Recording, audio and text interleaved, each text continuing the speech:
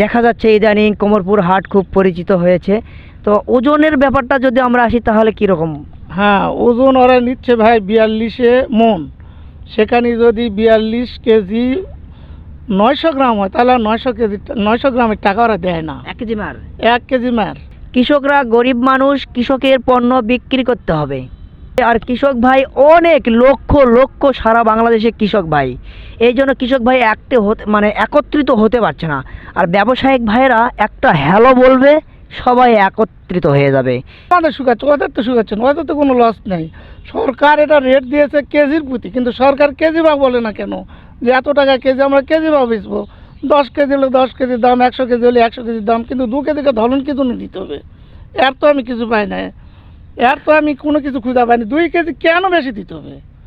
কিন্তু আমাদের এখানে মাটি আঁকড়ে পড়ে থাকতে হয়, এটা আমাদের ব্যবসা, এটা আমাদের করতে হবে। রেট করে ধরেন ধান রেট করে দিল 35 টাকা কেজি, তাহলে এই কাঁচা মরিচ আমরা আবার আলু এগুলো আমরা মনের উপরে থাকবো, কেন থাকবো?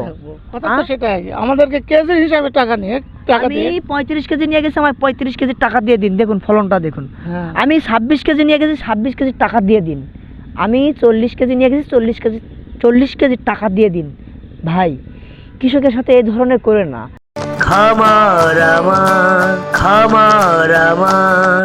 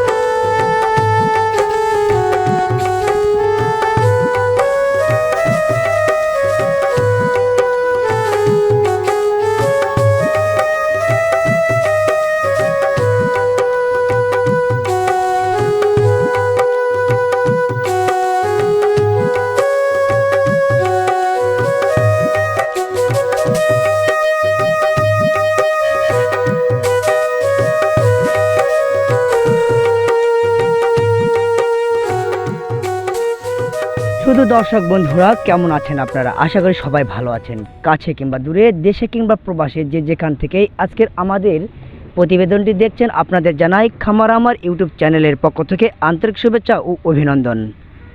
প্রিয় দর্শক বন্ধুরা, জানেন আমরা কিন্তু কৃষকের কথা বলে থাকি। আমরা কৃষি প্রতিবেদন করি এই কারণে, যাতে দেশের কৃষক উন্নতি করতে পারে, দেশের কৃষকের কথা ভাবা যায়। দেশের কৃষকের কথা ভেবে কিছুটা হলেও সরকার পক্ষ থেকে যেন, উচ্চ মহল থেকে যেন কৃষকের মাঝে কৃষি পণ্যের দাম ওঠে এবং কৃষিতে ব্যবহার করা কীটনাশক এবং কৃষি পণ্যের দাম যেন শিথিল থাকে। তো আমরা দেশের বিভিন্ন কৃষকেরই কিন্তু কথা বলে থাকি। আজকে যেমন আমরা এসেছি একজন প্রশিক্ষণপ্রাপ্ত কৃষি উদ্যোক্তা, একজন প্রশিক্ষণপ্রাপ্ত কৃষক এবং কৃষি উদ্যোক্তা। তিনি প্রতি বছর সিজনারি ফসল উৎপাদন করে থাকেন। কিন্তু এই সিজনারি ফসল উৎপাদন করে আমাদের কৃষকের কি হচ্ছে, আর সেই বিস্তারিত জানাবো এবং কাঁচা মরিচ চাষের A to Z হিসাব আপনাদের দেখাবো শুরু থেকে শেষ পর্যন্ত। তো দেখতে থাকুন। তো আমরা আজ এসেছি বগুড়ার দুপচাচিয়া উপজেলার শ্রীপুর গ্রামে রতন ভাইয়ের এই কাঁচামরিচ চাষের জমিতে। তাহলে আপনি সর্বপ্রথম একটু আপনার নাম আর ঠিকানাটা একটু বলেন। আমার নাম মোহাম্মদ আব্দুল ওহাব মণ্ডল উরুফে রতন, গ্রাম শ্রীপুর, পোস্ট আমসট, থানা দুপচাচিয়া, জেলা বগুড়া। আপনি কেমন আছেন? আলহামদুলিল্লাহ, ভালো আছি। তো এই যে কাঁচামরিচ আপনি চাষ কত বছর হলো করছেন? 4-5 বছর হলো চাষ করি। কাঁচামরিচ, টমেটো, বেগুন সব কিছুই করি, পটল সব আবাদি আছে আমার। তো আপনি এই যে সিজনারি চাষগুলো করেন তাই নাকি? হ্যাঁ, সিজনারি। আলু করি, সবই করি। হ্যাঁ আপনি এবার এই আলু চাষ করা হয়েছিল কি? হ্যাঁ, আলু চাষ করেছিলাম, এবার লাভবান হতে পারিনি, গতবার হতে পারিনি। এবার আবার মনে করেন যে মরিচ করেছি, বিঘা ডাইরেক্ট মাটি মরিচ করেছি। মরিচের তো বর্তমানে দাম নেই, কীটনাশক ওষুধের প্রচুর পরিমাণ দাম, সেগুলো দিয়েও তো ঠিকমতো কাজ হচ্ছে না। আচ্ছা, আমরা শুনেছি যে প্রশিক্ষিত কৃষিতে একটা প্রশিক্ষণ নিয়েছেন। হ্যাঁ হ্যাঁ, তো প্রশিক্ষণ নেওয়ার সময় যে কথাগুলো আপনাকে বলেছিল সেই হিসাবেই তো আপনি চাষ করেন না? হ্যাঁ সেই হিসাবে চাষ করি, কিন্তু করলেও কাজ হচ্ছে না কো, কারণ এখনকার কীটনাশক ওষুধের তেমন নেই, ফলাফল রেজাল্ট ভালো হচ্ছে না কোন। এগুলা দিয়ে আগে আবাদ করতে এত ওষুধ দেওয়া লাগেনি, কিন্তু এবার প্রচুর পরিমাণ ওষুধ দিচ্ছে, কিন্তু কাজ হচ্ছে না। গাছ এই যে মারা যাচ্ছে, অনেক গাছ কুঁকড়ি লাগতেছে, এগুলো আর আমরা কোনো ক্রমেই নির্মূল করতে পারতেছি না। যে কীটনাশকের কথাগুলো কৃষি অফিস থেকে বলা হয় সেই কীটনাশকগুলো ব্যবহার করে কি হচ্ছে না? না, হচ্ছে না, ই দিচ্ছি ও দিচ্ছি বলে এটা দিলে ভালো হবে, ওর কাছে গেলে ওই কীটনাশক দোকানদার বলে এটা দিলে ভালো হবে, শুধু খালি আমাদেরকে আশাই দিচ্ছে, আর আমরা খালি হাজার হাজার টাকা ঢালতেছি, কিন্তু কাজ হচ্ছে না, রেজাল্ট ভালো নেই। কি ধরনের অসুখটা বেশি হয় কাঁচামরিচ চাষে? এটার সম্ভব মানে অনেক রোগ দেখা যায়। আমার ধরেছে যেমন গোড়া পচানি, এই গোড়া পচানিতে ওষুধ আমরা অনেক কিছু ব্যবহার করতেছি, টাইকোসের থেকে শুরু করা এমিস্টার, স্টপ, নাটিভো, এই ধরনের যত ভালো ভালো প্রোডাক্টস আছে সমস্ত কিছু ওষুধ দিই, তারপরেও কাজ হচ্ছে না। এক ভাই আমাদের কাছে কমেন্ট করেছেন যে আসলে আপনাদের এলাকায় কি মরিচ চাষ করা হয়। এটা মরিচটা হচ্ছে আকাশ দিকি হয়, এটা হচ্ছে বর্ষালি বলে নাকি? বর্ষালি আকাশী। আচ্ছা, জাতের নামটা কি? এটা যাতে না আমরা বর্ষালি বলে আবাদ করি, কিন্তু নাম কি জানি না কো আমরা। তো অনেক যেরকম আছে সনি, বিজলি, না, এটার আরো নাম আমরা ওই বর্ষালি মরিচ বলি, আকাশি মরিচ বলা হয় কে। আকাশে যে যত হ্যাঁ। আকাশ দিকে ধরে। না, এটা তো আকাশি এক বলা একটা গাছে মানে সর্বশেষ পর্যন্ত কিরকম মরিচ পাওয়া যায় এক একটা গাছে? গাছ যদি টিকা থাকে তো অনেক মরিচ হবে। একটা গাছে না হলেও 2 থেকে 2.5 কেজি 3 কেজি পর্যন্ত মরিচ পাওয়া যাবে। আচ্ছা, 1.5 বিঘা মাটিতে আপনি চাষ করে কি কি খাবার শুরু থেকে দিয়েছিলেন আসলে চাষের সময়? খাবার তো অনেক কিছুই দিয়েছি, অত কিছু মনে করেন যে ডিএপি, ইউরিয়ার পরিমাণ কম, পটাশ, ম্যাগনেসিয়াম, তারপরে মনে করেন যে আপনি দানাদার, জিপ সার ইত্যাদি, এগুলো অনেক কিছু যখন যেটা মনে হয়, মানে যেটা আমাদের একটু না লাগে ভালো হওয়ার জন্য আমরা অনেক কিছু চেষ্টা করি। তাই? হ্যাঁ, প্রচুর পরিমাণে আমরা ব্যয়বহুল করি যাতে ধান গাছগুলো সতেজ ভালো থাকে, এই জন্য। আপনি কি বীজ থেকে চারা উৎপাদন করেছেন নাকি কিনে নিয়ে এসে? না, বীজ থেকেই চারা উৎপাদন করি। আপনি নিজেই বীজ করেছেন? হ্যাঁ, নিজেই বীজ ফলাইছি। তো তাহলে তো আপনি যেহেতু নিজেই বীজ থেকে চারা তৈরি করেন, দর্শক যারা কৃষক ভাইয়েরা আছে নতুন উদ্যোক্তা তাদের কাছে তো আপনি বিক্রিও করতে পারবেন। হ্যাঁ, বিক্রি করা যায়, তো অল্প কিছু বিক্রি হয় নিজের হওয়ার পরে, যেগুলো মাছ এগুলো বিক্রি করা যায়। ধন্যবাদ। আপনার ফোন নাম্বারটা একটু বলেন কি? Phone number 01753457100। এই নাম্বার যোগাযোগ করলে আপনার কাছ থেকে বীজ চারা কিনতে পারবে। হ্যাঁ, ইনশাল্লাহ। তো আপনি এই যে সামনেবার আবার যে বীজটা চারা তৈরি করবেন সেই বীজটা আপনি কোথায় পাবেন? এখানেই আমরা রেখেছি, যেগুলো যেগুলো ভালো গাছ, এগুলার থেকে যেগুলো ভালো দেখতে হয়েছে ভালো ফল, সেগুলোর থেকে আমরা বীজ সংগ্রহ করবো, ওগুলা গাছ এক্সট্রা রেখে দিয়েছি। তো আমি আপনার জমিতে যত গাছ দেখছি সব তো কিন্তু মানে মেয়ে গাছ, কোনো পুরুষ গাছ নেই। না, এটা কি কৌশল আছে কি? না, কৌশল ওটাই, ভালো বীজের ভালো ফল হয়, তাই? ভালো রেজাল্ট। হ্যাঁ, আচ্ছা, সর্বপ্রথম আপনি চাষ করে মানে কতদিন পর চারাটা দিলেন আপনার জমিতে? চাষ করে জমিতে দিয়েছি প্রায় 1 মাস পরে, ওই বীজটা মানে গাছ করার পরে 1 থেকে 1.5 মাস পরে আমরা 45 দিন মধ্যে চারা দিয়েছিলেন? চারা। আচ্ছা, একটা বেড থেকে আর একটা বেড মানে কত দূর তফাৎ আছে, কত ইঞ্চি? এটা মনে করেন যে এইদিকে দেওয়া আছে 3 ফিট, ওইদিকে 2 ফিট, এইরকম ভাবে দেওয়া আছে তাই? আমাদের। হ্যাঁ, মানে এখান থেকে এখানের দূরত্ব 2 ফিট না 3 ফিট? 3 ফিট। মানে 3 ফিট এটা হচ্ছে আপনার পানি যাওয়ার নালা। হ্যাঁ হ্যাঁ, এটা 3 ফিট। আর এই খুঁটু থেকে এই খুঁটু মানে এটা বলতে, এটাও 3 ফিট, আর গাছ দিয়েছি আমরা 1.5 ফিট। আর এই গাছের দূরত্ব থেকে এই গাছের দূরত্ব 1.5 ফিট। 1.5 ফিট, হ্যাঁ। তো আমরা কিছু কিছু এলাকায় দেখেছি রতন ভাই যে গাছগুলো খুবই ঘন, এই কারণে মোরগটা বেশি লাগে, মরিচের কালারটা খারাপ হয়। সেটা কি ঠিক না আপনাদের এই 1.5 ফিট পর পর এটা ঠিক? না, আমার কাছে এটাই ঠিক, এই 1.5 ফিট পর পর দেওয়া এটাই ঠিক, আর এই দূরত্ব 3 ফিট এটাই ঠিক। তাই? জি। তো আসলে এই যে আমরা একটু কৃষকের কথা বলি, যেহেতু কৃষক দেখায় কৃষক কিভাবে বেঁচে আছে।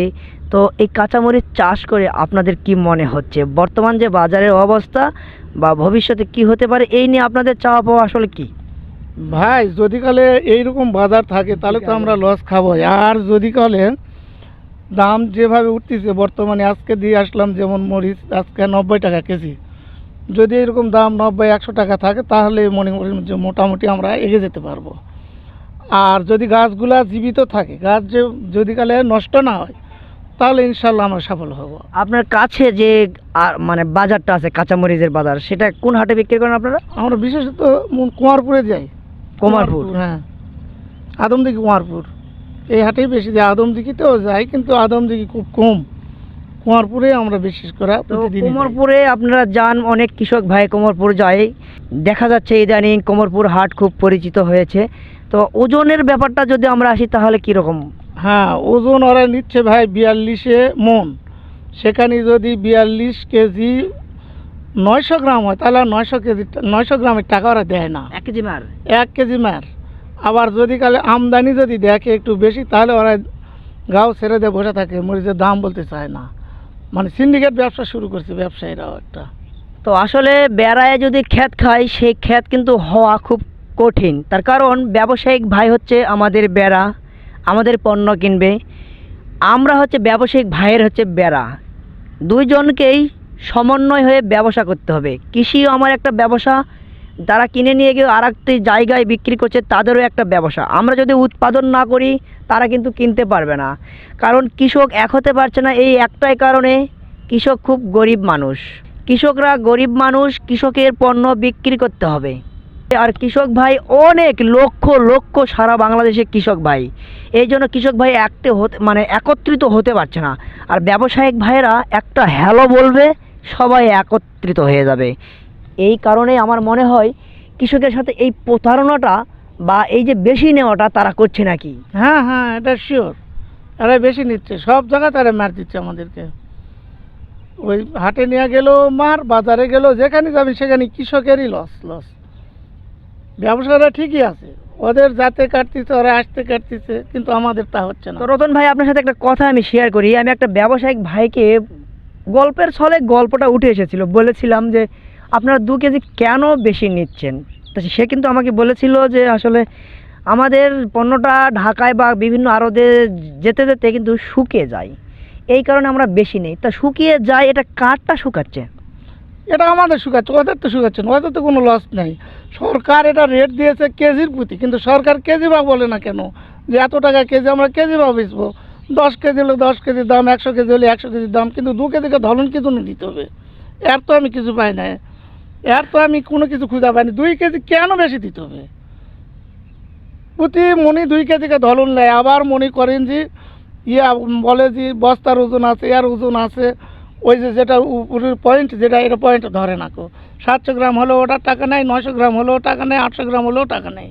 আবার যদি কালে পয়েন্টে মিলা যায় তাহলে আবার 1 কেজি বেশি নেই, যেটা পয়েন্ট হয়নি। তার মানে 3 কেজির মতো আমাকে ব্যবসায়িক ভাইকে দিতে হচ্ছে। তাহলে একটা কৃষক যদি মরিচ উত্তোলন করে হাটে নিয়ে যায়, তাহলে আমাদের কি থাকছে রে ভাই? আমরা যে চাষবাস করি অভাব অনটন দূর করে আমাদের সংসারে আয় করার জন্য, ছেলেমেয়েদের লেখাপড়া করার জন্য, তাহলে কৃষক যদি পদে পদে এরকম হয় তাহলে কৃষকের অবস্থা কোথায়? একটি কথা বলি, আমি আলু বীজ কিনে নিয়ে আসলাম, বীজটা হলো আমার 38 কেজি, তাহলে 39-40, তাহলে 2 কেজি বীজ আমার কম হয়ে গেল আলুর বীজটা। তখন থেকে আমি কিন্তু এই ধলতার বিষয়টা নিয়ে আমি উন্মোচন করেছিলাম সর্বপ্রথম। কি বলেছিলাম? আমি যখন বীজ কিনে নিয়ে আসি 38 কেজি পাই, আমি যখন আলু বিক্রি করি 42 কেজি দিতে হয়, তাহলে আমার লাভটা কোথায়? তাহলে আমার যদি এখানে মরিচ নিয়ে গিয়ে বা আলু নিয়ে গিয়ে তাদের ওখানে শুকিয়ে যায় আরও যেতে যেতে, তাহলে সেই শুকানোটা তো আমার কাছ থেকে বেশিই নিলেন। ব্যবসায়িক ভাই আপনার তো শুকালো না নাকি ভাই? হ্যাঁ, তাহলে আমার কাছে যে বীজটা কোম্পানি বিক্রি করলো 2 কেজি শুকে গেল, এটা কার শুকালো? এটাও আমারই শুকালো। তাহলে সব সময় কৃষক এভাবে মরতে থাকবে? কৃষক এভাবে কি ছলনার সাথেই বেঁচে থাকবে? কৃষক কি কখনো উপরে আসতে পারবে না? কৃষক কি ন্যায্য দাম পাবে না? কৃষক কি কখনো দেশের এই যে খাদ্য পৌঁছে দিচ্ছে বাংলাদেশের, সারা বাংলাদেশের তাহলে তাদের যে মুখে আমরা এই খাদ্যটা পৌঁছে দিচ্ছি উৎপাদন করে, আমাদের লাভটা তো হচ্ছে না, কিন্তু আমাদের এখানে মাটি আঁকড়ে পড়ে থাকতে হয়। এটা আমাদের ব্যবসা, এটা আমাদের করতে হবে। এই যে একজন কৃষক ভাইয়ের সাথে কথা বলছি, তার মনের কথাটা শুনুন। আমরা কৃষকের সরাসরি কথাগুলোই শোনানোর চেষ্টা করি কৃষকের সাথে, কোনো কৃষককে আমরা শিখিয়ে দেই না, যা বলবে সরাসরি তার মনের কথাটা বলবে। আচ্ছা ভাই, আপনারা এই যে 2 কেজি বেশি দিচ্ছেন, তার উপর আরও 800 গ্রাম 900 গ্রাম বেশি হচ্ছে, এটার টাকা তো দেয় না? না, এটা টাকা দেয় না, এটার টাকা দেয় না। এখন যত মনি হোক, পয়েন্ট উঠলে ভালো, পয়েন্টের টাকা নেই। 800 হোক, 700 গ্রাম হোক, 500 গ্রাম হোক, ওটার টাকা নেই। কিন্তু যদি কম হয় তাহলে আরও মনে করেন যে আরও ধলন দিতে হবে, তাহলে দেখা যাচ্ছে প্রায় 43 কেজি মন তারা নেই। আচ্ছা, সরকার যখন কোনো কিছু রেট করে, ধরেন ধান রেট করে দিল 35 টাকা কেজি, তাহলে এই কাঁচা মরিচ আমরা আবার আলু এগুলো আমরা মনের উপরে থাকবো, কেন থাকবো? কথা তো সেটাই, আমাদেরকে কেজি হিসাবে টাকা নিয়ে টাকা আমি দিয়ে। 35 কেজি নিয়ে গেছি, আমার 35 কেজি টাকা দিয়ে দিন, দেখুন ফলনটা দেখুন। হ্যাঁ, আমি 26 কেজি নিয়ে গেছি, 26 কেজি টাকা দিয়ে দিন। আমি 40 কেজি নিয়ে গেছি, 40 কেজি টাকা দিয়ে দিন। ভাই, কৃষকের সাথে এই ধরনের করে না। আর এগুলো দেখার জন্য উচ্চ মহলের যারা বাজার নিয়ন্ত্রণ করে, তারা একটু দেখবেন, তাদের দৃষ্টি আকর্ষণ করে বলছি, যারা উচ্চ মহলে আছেন, কৃষির সাথে এবং ভোক্তা অধিদপ্তর আছেন, একটু বাজারগুলো মনিটরিং করেন ভাই। কৃষক আমাদের পদে পদে মার খাচ্ছে। আচ্ছা ভাই, সব মিলিয়ে কাঁচা মরিচ চাষ করে ভবিষ্যৎ আপনি কি পরিকল্পনা করছেন? এই 1.5 বিঘা মাটি থেকে আপনার কীরকম টাকা আসতে পারে? ভাই, এটা কোনো কিছু এখনো বলা যাচ্ছে না, কারণ গাছের উপর, যদি গাছ বেঁচে থাকে তাহলে হবে, যদি গাছ মারাই যদি যায় তাহলে তো আমরা কোনো বেনিফিটের কথা বলতে পারবো না, যে মেডিসিনগুলো লাস্টে বলতে পারবো। আজ পর্যন্ত আপনার কত টাকা খরচা হলো? এখন প্রায় 60,000 টাকার মতো এই 1.5 বিঘার উপর খরচ হয়েছে। আর এই মরিচটা বিক্রি করেছেন কত টাকা? কেবল মনে করেন যে মরিচ বিক্রি করেছি ওই 30,000 টাকার মতো বিক্রি হয়েছে, এক চালান দিয়েছি কেবল। কত মাস থাকবে রতন ভাই? এটা গাছ টিকা থাকলে ভাই অগ্রহায়ণ মাস পর্যন্ত চলে যাবে, অগ্রহায়ণ পৌষ মাস পর্যন্ত। লাভ হবে তো? যদি গাছ টিকা থাকে তাহলে লাভ হবে ইনশাল্লাহ। এর মধ্যে আবার ব্যাপারও আছে, গাছ যদি বেঁচে থাকে তাহলে কিন্তু দাম হবে, আর যদি মরে যায় তাহলে দাম হবে না। এই যে আপনার মাঝে মাঝে গাছ দেখছি শর্ট খেয়ে আছে, কুকরি বা মরে যাচ্ছে, এগুলোর কারণটা কি?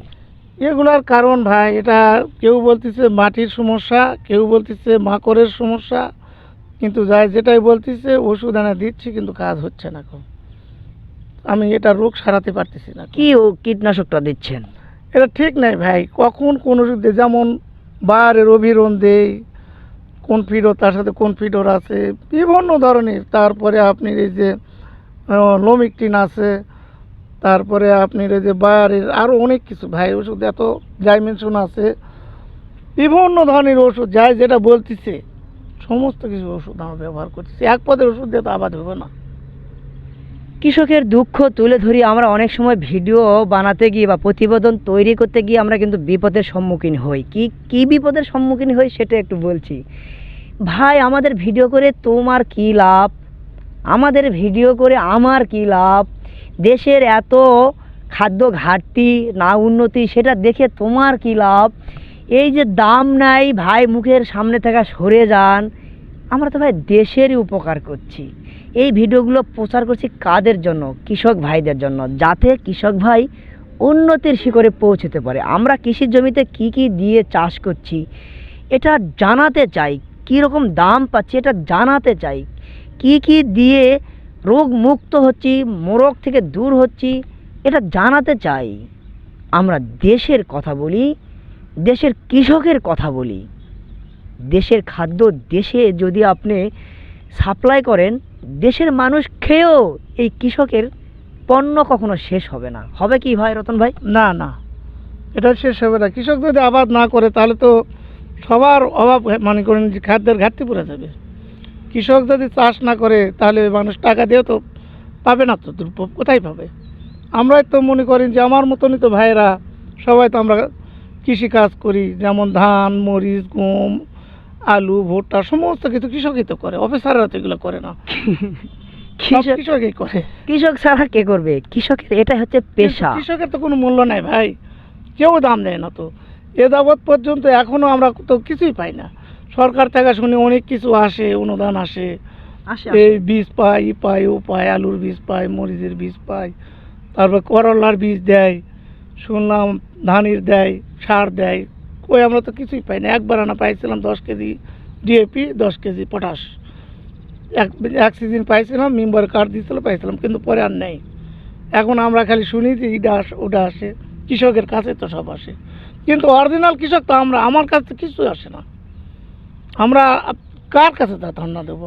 আপনি হয়তো খুঁজেই পায় না কৃষি অফিসার। সেটা এখন কেমন করে বলবো যে কৃষি অফিসার খুঁজে পায় না? কৃষি অফিসারের কাছে গেলে ভালো বলে যে এটা মেম্বারের কাছে যান, আপনি ওখানে ওয়ার্ডে দেওয়া হয়েছে। আচ্ছা রতন ভাই, অনেকক্ষণ কথা বললাম, আপনাকে অনেক অনেক ধন্যবাদ। ভালো থাকবেন, সুস্থ থাকবেন। আলহামদুলিল্লাহ, ইনশাআল্লাহ, খুদা হাফেজ, বাংলাদেশ জিন্দাবাদ। আপনার বীজ যারা কিনবে সুন্দরভাবে তৈরি করবেন চারাগুলো। আপনার কাছে অনেকেই ফোন করবে বীজ কেনার জন্য বা চারা কেনার জন্য, আপনি সুন্দর করে থুয়ে দিবেন, আপনার কাছে ফোন করবে অনেকে। হ্যাঁ, দেখান ইনশাআল্লাহ, ভালো ভালো দিবেন কিন্তু। হ্যাঁ, পরামর্শ দিয়ে দেবো ইনশাআল্লাহ। আমার কাছে ফোন করলে সঠিক পরামর্শ পাবে, বীজও ইনশাআল্লাহ পাবে। ভালো ভালো চারার বীজ দিয়ে দেবো, সমস্যা নেই।